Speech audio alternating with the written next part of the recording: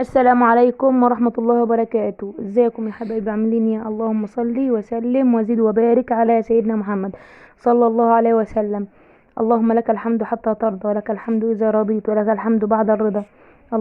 اللهم لك الحمد كما ينبغي لجلال وجهك ولعظيم سلطانك. بسم الله ما شاء الله. النهارده هنعمل معاكم الرقاق الطري. لو ان التليفون بتاعي مش جايبه بصورة حلوة خالص، اقسم بالله هو كان تحفة بجد، وكان خفيف وطعمه جميل جدا.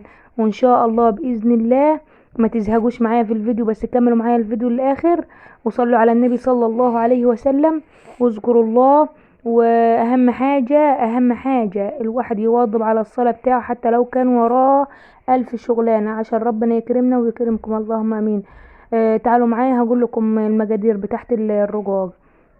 معناش غير معلقة مية، وشوية دقيق، وشوية ملح، معلقة ملح، وشوية مية، وشوية دقيق. ده معلقة ملح حطيناها في الكوباية وهندوبها، معلقة واحدة من الملح، ومعنا حوالي 2 كيلو من الدقيق، وشوية مية بس. وهتقلبي كده زي ما انت شايفة هي مش مقادير اصلا، ده شوية مية وحبة ملح هتحطيهم، وتصلي على النبي صلى الله عليه وسلم. وانت ما تعمل اي حاجة بتاعت اكل او يعني اي حاجة عجين كده، تشاهدي اشهد ان لا اله الا الله، اشهد ان محمد رسول الله، وتقولي بسم الله ما شاء الله عشان ربنا يطرح في الحاجة البركة، وتصلي على النبي صلى الله عليه وسلم. خلي لسانك رطب بذكر الله، وزي ما انت شايفة كده تعجنيهم وتقلبي واحدة واحدة كده.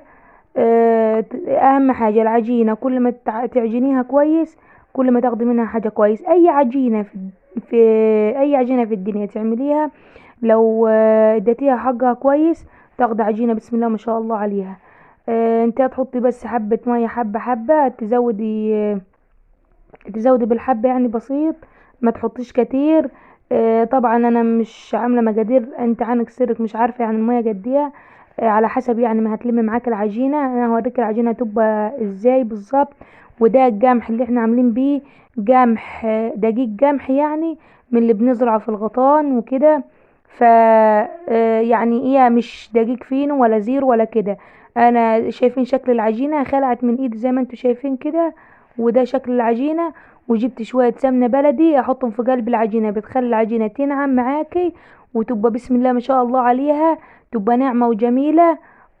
وكده وانتي بس هتعجني حبة السمن، وتبقى خلصت العجينة كده عجن.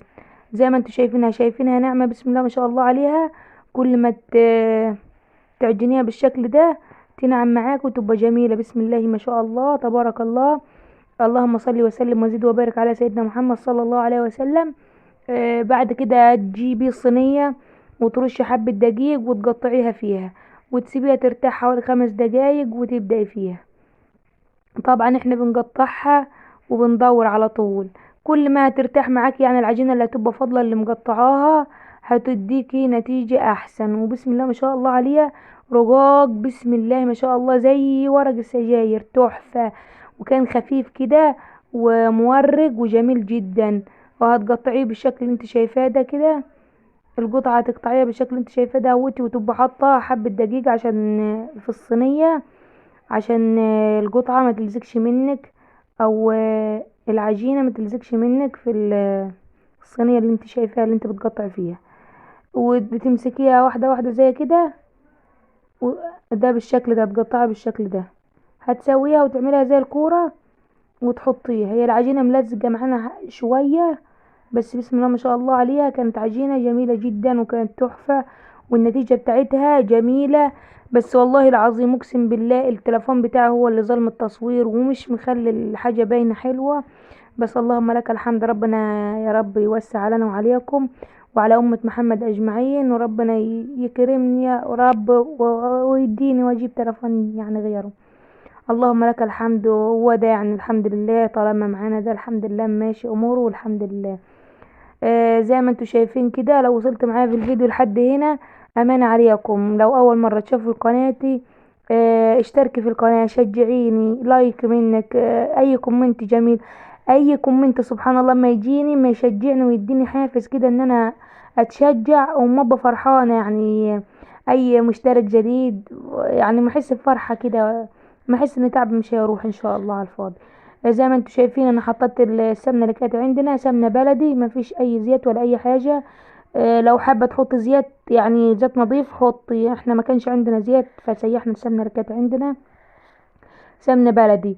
هتسيحها انا طبعا وريتكم ازاي تسيح السمنة البلدي في فيديو تاني، انت هتشوفيها برضو هنا ويت ازاي ما تطيب معاكي. هي هنا بصي لسه ما طابتش يعني، ما نطلع فقاقيع كتيرة واللبن لسه ما فصلش من السمنة نفسها، فكده يبقى لسه ما استوتش.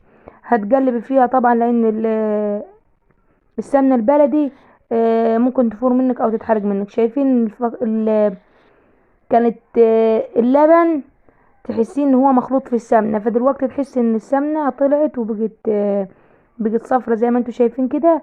هي هنا استوت، الفقاقيع اللي طالعة دي مش مرطة بس خفيفة. اول ما هتطفي البوتاجاز هتروق معاكي وهتبقى شكلها يعني هي صفرة. تحشي الفقاقيع دي على جنب كده وما تطفي البوتاجاز وتهدي عليها، لان البوتاجاز لما شغال تحتيها فبتطلع الفقاقيع اللي انتوا شايفينها دي. زي ما انتوا شايفين اول ما تطفي عليها هتبقى بسم الله ما شاء الله عليها تحفة. خلصنا تقطيع، قطعنا الكمية اللي كانت معانا، كمية الدقيق اللي معانا، وهنوريكم ازاي بنرج الرقاق. احنا هنا بنجيب الطبلية وتحطي عليها حبة دقيق وهترجي بالزانة الرقاقة. طبعا هتجيبي ايدك من النص زي ما انتوا شايفين كده لحد الاخر وترجي. الرقاقة مش هتاخد معاكي حاجة، بس اهم حاجة العجينة تكون معجونة كويس وتبقى حلوة، فمش هتاخد معاكي اي حاجة يعني بسم الله ما شاء الله عليها. هتبقى طالعة معاكي زي ورق الجلاش، شايفينها خفيفة بسم الله ما شاء الله عليها وجميلة ازاي. يعني اللهم صل على محمد صلى الله عليه وسلم، جميلة جدا. تعالوا نوريكم ازاي تعملها من الاول. هتحطيها زي كده وانتي تحطي حبة دقيق وترجي بالشكل اللي انت شايفاه دوا. ولو حابة تعملي رقاقتين مع بعض هتحطي حبة دقيق وتعملي بالشكل ده الرقاقتين فوق بعض، دي رقاقة ودي رقاقة. طبعا اللي حابب ينجز يعني هيوسعهم شوية او يكبرهم شوية مع بعض، بعد كده يفردهم كل واحدة واحدة وكل واحدة تاخد حقها وتبقى بسم الله ما شاء الله عليها، اما تبقى خفيفة زي ورق السجاير وزي ما انتوا شايفين كده يعني، وهتكملي على الوضع ده. اللهم صل وسلم وزد وبارك على سيدنا محمد. ربنا يا رب يوسع علينا وعليكم وعلى أمة محمد أجمعين، اللهم آمين يا رب. يا رب اللهم آمين. يفك كرب المكروبين يا رب، يا رب فك كرب المكروبين، واقض الدين عن المديونين، وأزل الهم عن المهمومين، وأزل الغم عن المغمومين. اللهم آمين يا رب العالمين.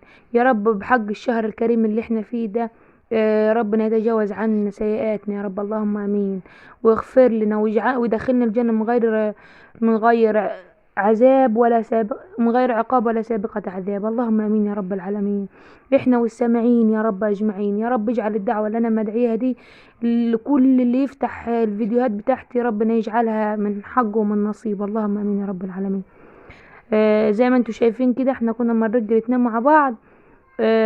كل واحدة هتحط حبة دقيق ما بينها وبين التانية، وبعدين لما تكبر معاك بالشكل اللي انت شايفاه على الطبلية ده هتكملوا كل واحدة وحدها زي ما انتوا شايفين كده بسم الله ما شاء الله عليها.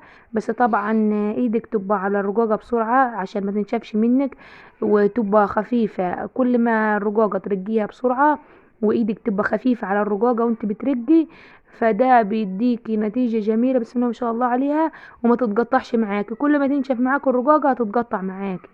آه، ده شكل الرق اللي احنا وريته لكم يعني بسم الله ما شاء الله عليها. ربنا يصلح حالنا وحالكم، اللهم امين يا رب العالمين. يا رب ارزق كل مشتاق الذرية الصالحة بحق حبك للنبي صلى الله عليه وسلم، بحق جاه المصطفى صلى الله عليه وسلم، يرزق كل مشتاق الذرية الصالحة، امين يا رب العالمين. احنا كنا عند بيت ابويا، ربنا يا رب مرت اخويا يعني حامل ربنا ينتحها بالسلامة ويجبرها. كان معاهم عبد الرحمن يعني اول والدة وما كانش لهم فيه نصيب، اللهم لك الحمد يعني مات، الله يرحمه ربنا يعوض على ابوه ويجبر بخاطره ويا رب وينتحها بالسلامة هي واختي. ربنا يا رب يقف معاهم وينتحهم وينتح كل متضايق يا رب العالمين. اللهم امين يا رب العالمين. ربنا ما يسوش حد، اللهم امين. زي ما انتوا شايفين كده، ده شكل الرقاقة، شايفينها بسم الله ما شاء الله عليها تحفة، زي ورق السجاير يا جماعة، خفيفة خفيفة وزي ورق الجلاش، بسم الله ما شاء الله عليها. ده شكل الرقاقتين اللي هترجوهم مع بعض. طبعا انتوا ما شفتوش حد قبل كده ما يرج رقاقتين على بعضهم زي كده، اخترعت وخلاص يا جماعة. زي بعض يعني، ما تتضايقوش مني لان الفيديو طويل شوية، فاصبروا معايا. الصبر حلو، اخرة الصبر جبر ان شاء الله. ربنا يجبرنا ويجبركم، اللهم امين يا رب العالمين. بس انا حبيت اطوله لكم شويه عشان تشوفونا اما نرجها ازاي يعني. وانا عارفاكم شاطرين والستات بيوت ممتازه لما يتفرج عليا و... واشطر مني كمان.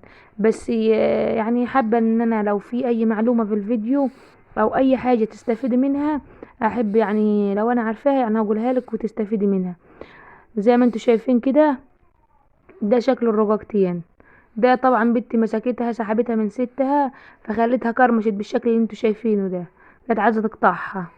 ربنا يا رب يرزق كل مشتاق الذريه الصالحه يا رب، ويخلف على اخويا يا رب، ويعوض عليا هو واللي زيه، اللهم امين يا رب العالمين. يا رب وفك على كل متضايق يا رب العالمين يا رب. وارزق كل مشتاق الذريه الصالحه، ارزق كل مريض الشفاء. اشف مرضانا ومرضى المسلمين يا رب العالمين، وارحم موتانا وموتى المسلمين. ربنا يا رب، اللهم امين يا رب العالمين. ربنا ما يفك كرب المكروبين كلهم، اللهم امين يا رب العالمين. انا طبعا فما بحكي في الفيديو عفوي يعني، لو غلطت في حاجه ولا كده يا جماعه سامحوني. آه زي ما انتوا شايفين كده، بسم الله ما شاء الله عليها، الرقاقه طالعه جميله جدا جدا، تحفه، عسل يا جماعه عسل. بس اقسم بالله هو التلفون بس هو اللي مش مخلي الاضاءة حلوة ولا مخلي التصوير قوي، بس اللهم لك الحمد. ده شكل الرقاقة بعد ما رجيناها، بنفردها هنا في الصينية، بنعمل كمية ونفردها في الصينية زي ما انتوا شايفين كده، جميلة جدا. اللي لما ترق دي ربنا يديها الصحة ويخلينا امهاتنا وامهات المسلمين اجمعين، وكل يا رب اللي اتحرم من امه ربنا يا رب يصبر قلبه يصبر قلبه وينزل على قلبه البرد والسلام يا رب العالمين، امين يا رب العالمين. طبعا الام مش ما تتناسي حتى لو كانت مش موجودة يعني، بس ربنا يصبر كل من فقد امه، وكل اللي ما يشوفني يا رب وامه قاعدة ربنا يخليها له ويبارك له فيها ويرزقه ويرزقنا ويرزقكم اجمعين، اللهم امين يا رب العالمين. زي ما انتوا شايفين طبعا انا كنت باخد ورم الرقاق اللي بترجه وبرشه بالشكل اللي انتوا شايفينه. ده سمنه طبعا، سمنه بلدي، معلهاش اي حاجه يعني، لا زيت ولا اي حاجه. لو حد حابب يحط حبه زيت، يجيب الزيت النظيف مثلا ويقدحه في الاول، يسخن ويخليه يتقدح كده، ويروح حاطط عليها السمنه ويرش بالشكل اللي انتوا شايفينه ده، وهطبقها مربعات بالشكل ده. هوريك ازاي هتطبقيها وازاي تعمليها مربعات. ده شكل الرقاقة معايا. ده ابن اللي قاعد جاري، ربنا يا رب يخليه لنا يا رب، يخليه لي ويخلي لنا اولاد المسلمين اجمعين، ويخلي الكل عن رجاها، اللهم امين يا رب العالمين. كل اللي معاه عيل ربنا يخليه لي، يبارك له فيه وما يسوناش فيهم يا رب. زي ما انتوا شايفين كده، هتطبق الرقاقة بالشكل اللي انتوا شايفاه ده، تطبقيها وترشيها من الجنب التاني. انا طبقتها زي ما انتوا شايفين كده، رشيتها وبطبقها زي المربع شايفين. كمان انا بصور نفسي فمش عارفه اظبط يعني قوي. اللي وصل معايا في الفيديو لحد هنا ونسيان اللايك، يحط لي اللايك، ما تخلونيش الح عليكم يا جماعه، فضلا منكم وليس امرا، عشان تشجعوني وتدعموني. واي كومنت حلو منكم كده عشان الفيديو ينتشر، و... ولو لايك جميل من ايديكم الحلوة، ولو اي كومنت جميل منكم كله حلو الحمد لله، اللهم لك الحمد يا رب. شايفين بسم الله ما شاء الله على الرقاقة، خفيفة جدا وشايفينها شكلها حلو تحفة وجميلة. اللهم صل وسلم وزد وبارك على سيدنا محمد صلى الله عليه وسلم. هترشيها زي الرقاقة اللي عدت دي كده، هترشيها كلها زي بعضيها. ولو حتة جت فيها حتة كتيرة يعني عن التانية عادي، هي ما تقلقيش. اول ما هتحطيها في الطاسة تقليها في الطاسة، فمش هتاخد معاكي حاجة. والسمنة دي هتسيح في كل حتة. بتطبقي طبقة من الجنب دوا زي ما شفتي كده، والطبقة التانية عليها، بس بعد ما ترشي حبة سمنة تاني على الجنب اللي طبقتيه، عشان خاطر كله يبقى زي بعضيه. مش عارفة يا جماعة انا افردها حلو واتحكم فيها، لان انا بصور نفسي وبعمل يعني زي ما انتوا شايفين كده. ده شكل التطبيق كده، هويت اتطبقت. وبالشكل ده تعملي كل رقاقة بالشكل اللي انت شفتيه ده. هتدخلي طبعا تحطي الطاسة على النار، وتتنيها حبة سمن، وتحطي فيها الرقاقة بالشكل ده. احنا اقسم بالله كان في رقاقة ما يقوم بسم الله ما شاء الله عليها زي النفخة، بس اياه ما صورناهوش. التليفون كان مغلبني، وزي ما انتوا شايفين حتى الاضاءة مغششة. و يعني البوتاجاز بتاعنا ده شايفين شكله، هو مش وسخ يا جماعة، هو شكله كده الصاج بتاعه لما قديم مجلط يعني مقشر. فشكله كده يعني، سامحوني يعني على الشكل. ربنا يا رب يرزق امي، يرزقها برزقه الواسع، ويجيب واحد يعني جديد ان شاء الله باذن الله. هتقلبيها بالشكل ده لما تعمل معاكي. وبسم الله ما شاء الله عليها، الرقاقة بعد ما تطيبيها خفيفة ومطعمة وجميلة جدا. كل ما تيجي تحطي رقاقة، اللهم صل على محمد صلى الله عليه وسلم، هتدهن الطاسة بالشكل دوا. ولو عندك صينية حابة تعملي فيها ماشي، ألمونيا عادي، مش لازم سيراميك او تيفال. لو عندك تيفال ماشي عشان ما تاخدش دهين كتير. وهتقلبيها بالشكل اللي انت شايفاه دوا على الجنب التاني. احنا كل واحدة عاملينها واحدة، كل واحدة واحدة. في ناس بتحب بسكر، اه لو حابة بسكر يعني كنت ترشيله وانت بتطبقيه، وتحطي له حبة سكر وتطبقيه، وهيبقى محلي. لو ده، لكن ده بالملح يعني جميل بسم الله ما شاء الله عليه وخفيف. وتاكليه جنب جبنة قديمة، جنب جبنة يعني اللي هي بالمش، جبنة عادية. لو حابة تحطي شوية عسل، احنا اخواتي عشية كلوا بعسل وجبنة. اللي حابب ياكل بحادق يعني بجبنة ماشي، اللي حابب ياكل بعسل ماشي، كله خيار. زي ما انتوا شايفين كده، احنا بنحط حبة سمنة خفيفة تحتيها، وبنقلبها على الجنب التاني كده لحد ما تتحمر من كل ناحية. واول ما تتحمر معاك هتحشيها وتحطي خيارها. عملنا بسم الله ما شاء الله، ملانا البيت خيار، وعملنا عدد كبير وكمية كبيرة جدا جدا وجميلة. بسم الله ما شاء الله عليها، شايفين شكلها؟ شكلها جميل جدا. وبألف هنا وشفا ليكم. اتفضلوا معانا حبايبي، يا رب خليكم ليا، اللهم امين يا رب العالمين.